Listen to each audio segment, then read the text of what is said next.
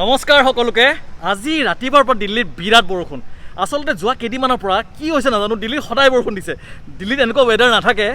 এই যেতিয়াৰ পৰা কৰোণা আহিলে, কৰোণাৰ কাৰণে লকডাউন দিলে, এই লকডাউন দিয়া কেইদিনত মানে দিল্লীৰ পৰিৱেশ, দিল্লীৰ জলবায়ু বহুত চাফা হৈ গ'ল।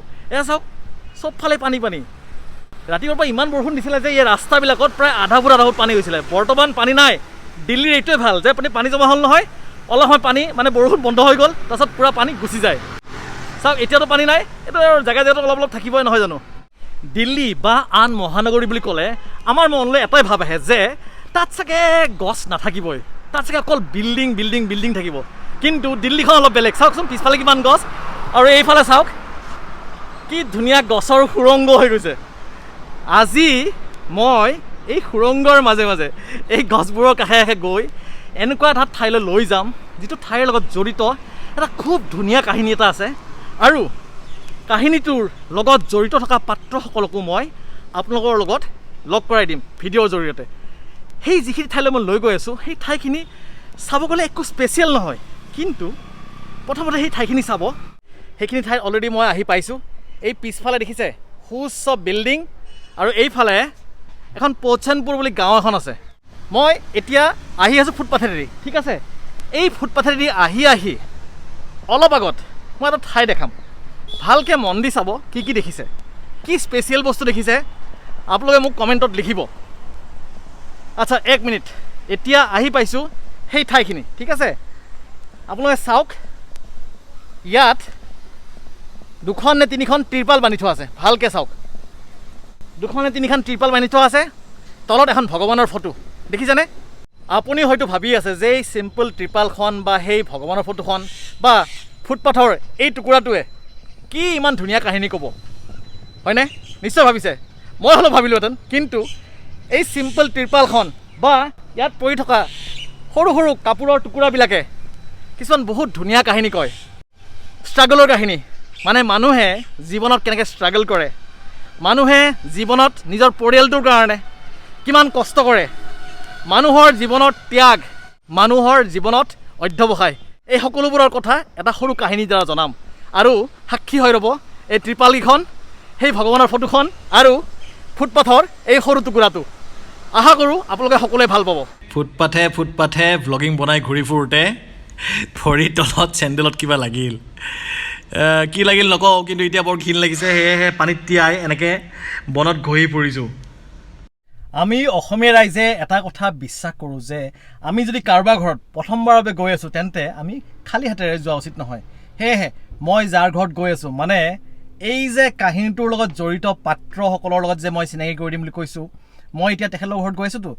সেয়েহে তেখেতলোকৰ বাবে সৰু সুৰা কিবা কেইটামান বস্তু লৈ যাওঁ, নহয় জানো? ভাল লাগিব, মোৰো ভাল লাগিব, তেখেতলোকৰো ভাল লাগিব। সৰু বাচ্চাকেইটাৰ কাৰণে কেইখনমান কিতাপ লৈছোঁ। কিতাপ, পেঞ্চিল আৰু স্কেচ পেন, পেন, পেঞ্চিল, কিবা কিবি লৈছোঁ আৰু। দিল্লী মহানগৰীখন এভাৰ গ্ৰ'য়িং, মানে এভাৰ এক্সপাণ্ডিং, সদায় বাঢ়ি বাঢ়ি বাঢ়ি বাঢ়ি গৈ থাকে। এইফালে চাওকচোন কিমান প্ৰজেক্ট চলি আছে। এইয়া চাওক, ডাঙৰ ডাঙৰ বিল্ডিং বনি আছে। সেইবোৰ হ'ল আচলতে এই এৰিয়াটো হ'ব দ্বাৰকা এক্সপ্ৰেছৱে বুলি কয়। বহুত ডাঙৰ এটা ৰাস্তা হ'ব। মই মোৰ গন্তব্যস্থান পাইছোঁহিয়ে, আৰু অলপমান দূৰ আছে। অলপমান দূৰ গৈ মই সিহঁতক ফোন কৰিব লাগিব, কাৰণ তেখেতলোকে কৈছিলে যে আপুনি একদম ঘৰৰ ওচৰলৈকে চাগে গাড়ী আনিব নোৱাৰিব, অলপ লুঙলুঙীয়া ৰাস্তা হয়। চ' মই অলপ দূৰ গৈ ফোন কৰিব লাগিব। মই মাজতে গাড়ী ৰখালোঁ এইকাৰণে যে কথা এটা ক'ব লগা আছিলে, যে এই ভিডিঅ'টো, মানে এই চেনেলটো য'ত মই এই ভিডিঅ'টো দিম, একদম নতুন চেনেল, আৰু এই ভিডিঅ'টো একদম প্ৰথম ভিডিঅ'। সেইকাৰণে মই ভাবি আছিলোঁ যে প্ৰথম যিটো ভিডিঅ' দিম, সেই ভিডিঅ'টো এনেকুৱা হ'ব লাগিব যে মানুহৰ বাবে, মানে আপোনালোকৰ বাবে কিবা এটা আদৰ্শ, কিবা এটা ভাল কথা, কিবা এটা মন ভাল লাগি যোৱা, কিবা এটা মন চুই যোৱা কথা, যাতে মানে মই সেই ভিডিঅ'টোৰ দ্বাৰা আপোনালোকক মই ক'ব পাৰোঁ। সেয়েহে মই কাহিনীটো, এই ঘটনাটো, এই কাহিনীটো, মানে সম্পূৰ্ণ এই কাহিনীটো মই এই ভিডিঅ'টোৰ বাবে চিলেক্ট কৰিলোঁ আল্টিমেটলি। আৰু মই চেনেলটো বনোৱা প্ৰায় এসপ্তাহে হ'ল নেকি, কিন্তু মই ভিডিঅ' দিয়া নাছিলোঁ। অপেক্ষা কৰিছিলোঁ যে কিবা এটা ভাল কাহিনী মাথালৈ আহক। আজি আহিছে। এই কাহিনীটোৰ দ্বাৰা মই এটা ভাল মেছেজ সমাজক দিব বিচাৰিছোঁ। মই লগতে কৈছোঁৱে যে পৰিয়ালৰ বাবে কষ্ট, মানুহৰ জীৱনৰ অধ্যৱসায়, মানুহৰ বিভিন্ন দুখ কষ্টৰ মাজতো নিজৰ কৰ্তব্যৰ লগত কেনেকৈ জড়িত হৈ থাকিব পাৰি, এইবোৰ কথা খুব সম্ভৱ মই এই ভিডিঅ'টোৰ দ্বাৰা এই কাহিনীটোৰ লগত জড়িত পাত্ৰসকলৰ দ্বাৰা আপোনালোকৰ আগত প্ৰস্তুত কৰিব পাৰিম। মোক তেখেতলোকে যলৈকে আহিব দিছিলে মই একজেক্টলি সেইখিনি ঠাইতে আহি পিনে গাড়ীখন ৰখাইছোঁ। ইয়াৰ ওচৰতে বৰ ধুনীয়া মন্দিৰ এটা আছে। মন্দিৰটোৰ নাম হ'ল শ্ৰী দাদা মোতা শ্ৰী শ্যামজী মন্দিৰ। ভাৰথল ধাম লিখা আছে তলত, মানে গাঁওখনৰ নাম ভাৰথল। আৰু মই এতিয়া তেখেতক ফোন কৰিম, কাৰণ মই ফোন নকৰিলে কেনেকৈ গম পাব মই আহি গৈছোঁ বুলি।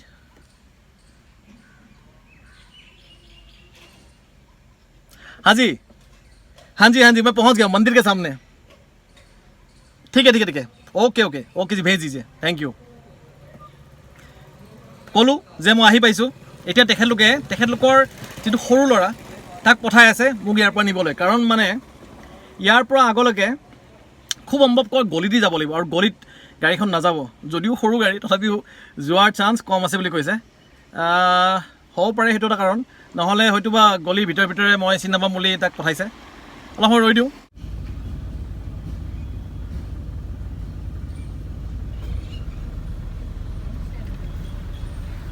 नमस्ते, कैसा है विशाल? मैं ठीक हूँ। चल आ जा, पीछे आ जा बेटा, आ जा।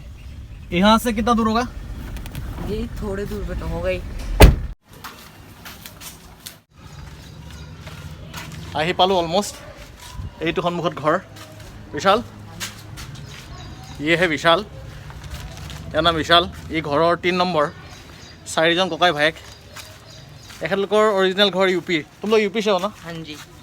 ইউপিৰ কাহিনীবিলাক লাহে লাহে কৈ আছোঁ। চ' মই এখেতলোকৰ ঘৰত আহি পালোঁ। মই চিনাকি কৰি দিছোঁ, এই মাজৰজন বিশাল, এয়া आरती है ना। आरती कौन से क्लास में हो? फोर्थ में। फोर्थ है। विशाल कौन से क्लास में? 9th में। और ये है पूजा कौन से क्लास में? 10th। और 2 लोग हैं यहाँ पे अभी हाजिर है। ये है विशाल आरती के और पूजा और ममता के मम्मी जी, दीदी, और ये है ममता बड़ी बेटी। এতিয়া কথাটো হ'ল যে মই কি ষ্টৰি ক'ব ওলাইছিলোঁ, বা কি ষ্টৰি বা কি কাহিনী ক'বৰ কাৰণে মই এখেতলোকৰ ঘৰত আজি আহিছোঁ। মই যে যিটো ফুটপাথত গৈছিলোঁ, আপোনালোকক যে দেখাইছিলোঁ যে ফুটপাথটো, সেই ফুটপাথৰ সেই ঠাইখিনিত এখেতলোকৰ দেউতাকে সৰু এটা চিলাই মেচিন লৈ তাত কাপোৰ চিলায়। মানে তেখেতৰ সেইখন দোকান, সেই যে ত্ৰিপালবিলাক দেখিছে, সেই ত্ৰিপাল এখন ওপৰত টানি লয় যাতে ৰ'দ নপৰে, বৰষুণ নপৰে। আৰু তাৰ তলতে বাহিৰতে মেচিন এটা উলিয়াই ল'ব, আৰু তাতে মানুহৰ কাৰণে কম পইচাত মেচিনেৰে কাপোৰ চিলায়। আৰু এই 4টা ল'ৰা ছোৱালী, তেখেতৰ পৰিবাৰ আৰু তেখেতৰ কাৰণে দুবেলা দুমুঠি খাবৰ কাৰণে পইচা উপাৰ্জন কৰে। লগতে আহি পৰিল যে এখেতলোকৰ পঢ়া শুনা কেনেকৈ হ'ব। সেই মানুহজনে, এই মানুহগৰাকীয়ে সেইখিনি পইচাৰে ইহঁতকেইটাৰ কাৰণে পঢ়াৰ খৰচো উলিয়ায়। খুব আচৰিত কথা। এই ডাঙৰ ছোৱালীজনীয়ে এইবাৰ BComত নাম লগাইছে। আৰু এনেকুৱা নহয় যে বোলে এনেই পঢ়ি আছে, বোলে একদম গেধা ল'ৰা ছোৱালী, একো নাজানে। ইহঁতকেইটা বিৰাট চোকা। আৰু আপোনালোকে জানি আচৰিত হ'ব যে গৰম হওক বা ঠাণ্ডা হওক, এই ল'ৰা ছোৱালীকেইটাই বাপেকৰ সেই যে খোলা দোকানখন, তাৰে তলতে আন এখন ত্ৰিপালেৰে ওপৰত ঢাকি তাতেই বহি পঢ়ি থাকে। কাৰণ সেই মেচিনৰ যেতিয়া কাম চলে, তেতিয়া অকল বাপেকেই নহয়, কাষতে সেই মাকজনী বহি কাম কৰিব লগা হয়। আৰু এই ল'ৰা ছোৱালীকেইটাক ঘৰত অকলে এৰিবৰ কাৰণে দিগদাৰ হয় বাবে সেই ল'ৰা ছোৱালীকেইটাক লগত লৈ যায়, আৰু তাত দিনত হওক বা ৰাতি হওক তাত সিহঁতে পঢ়ে। দিল্লীত ডিচেম্বৰত 1 ডিগ্ৰী 2 ডিগ্ৰীলৈকে ঠাণ্ডা পৰে, আৰু সেই ঠাণ্ডাটো সিহঁতে ফুটপাথত বহি পঢ়ি থাকে। আৰু পঢ়া শুনাত খুব ভাল ল'ৰা ছোৱালীকেইটা।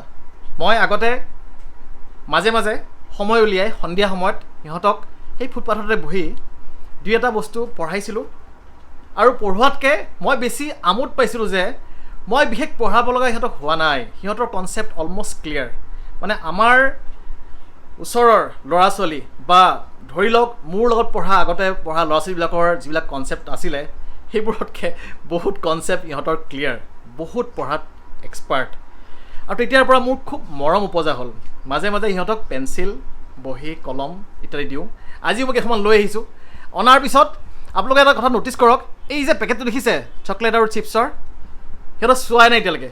এতিয়ালৈকে চোৱাই নাই সিহঁতে লাগি গৈছে কিতাপকেইখন পঢ়াত মই কেইখনমান এই সাধুকথাৰ কিতাপ আনিছিলোঁ সেই পেকেটটো চোৱাই নাই সিহঁতৰ ইমান পঢ়াৰ প্ৰতি আগ্ৰহ এবাৰো পেকেটটো চোৱা নাই খুব ভাল লগা কাহিনী কেতিয়াবা সময় পালে মই সেই ঠাইখিনিত লৈ যাম আৰু আপোনালোকক একদম লাইভ দেখুৱাম কাৰণ যেতিয়া আপোনালোকে দেখিব যে ৰাতি 8টা 8:30 বজাত আন্ধাৰত এটা লাইটৰ পোহৰত সেই ফুটপাথত মানুহজনে মেচিন চলাই গৈ আছে কাষতে মানুহজনীয়ে ধুনীয়াকৈ হাতেৰে কাপোৰবোৰ চিলাই কৰি গৈ আছে ফুল তুলি আছে আৰু তাৰ কাষত 4টা কণ শিশুৱে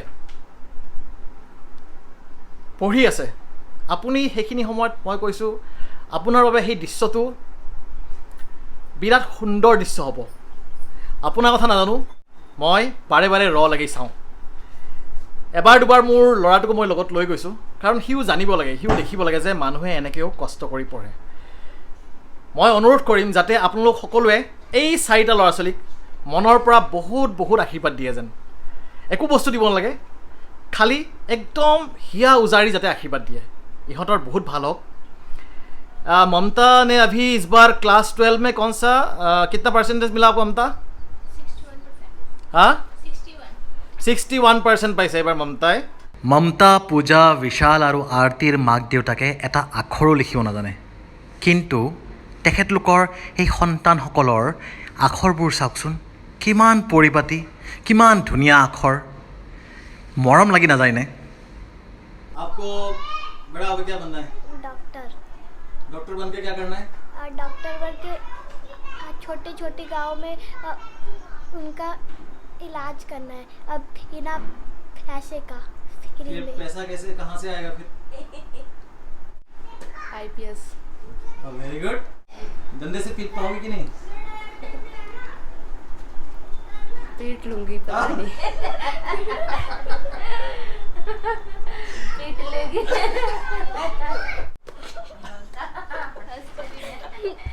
আজি বহুত ধুনীয়া সময় কিছু পাৰ কৰিলোঁ মই জানো যে এনে শিশু প্ৰতিভা আমাৰ অসমতো বহুত লুকাই আছে তেখেতলোকে হয়তো সুবিধা পোৱা নাই জীৱন সংগ্ৰামৰ লগত সন্মুখৰ পৰা যুঁজ দি আছে যদিও ক'ৰবাত অলপ ভয় আছে সাহস পোৱা নাই আহক আমি সাহস হওঁ তেওঁলোকৰ আপুনি যদি এনে কোনো শিশুৰ বিষয়ে জানে তেন্তে অনুৰোধ কৰিছোঁ আপুনি কমেণ্টত জনাওক তেনে শিশুৰ বিষয়ে আমি সকলোৱে জনা উচিত আৰু কি ঠিক আমাৰ মাজতে কোনোবা উদাৰ মনৰ লোক যদি ওলাই আহে তেন্তে সেই শিশুজনৰ সহায় হ'ব পাৰে তেনে শিশুৰ সহায় হ'লে আপোনাৰো পুণ্য হ'ব আৰু আমিও সুখী হ'ম আপোনাক দীপম বৰ্মনৰ ফালৰ পৰা আগতীয়াকৈ বহুত ধন্যবাদ আশা কৰোঁ আপোনালোকৰ ভাল লাগিলে সেই সময়খিনি মই কিমান ধুনীয়াকৈ পাৰ কৰিছোঁ মানে বুজাব নোৱাৰোঁ বাচ্চাকেইটাই অহাৰ সময়ত ভৰিত ধৰি সেৱা কৰিছে মই নিবিচাৰোঁ কোনোবাই ভৰিত ধৰি সেৱা কৰক কিন্তু সেই যিটো মৰম সেই যিটো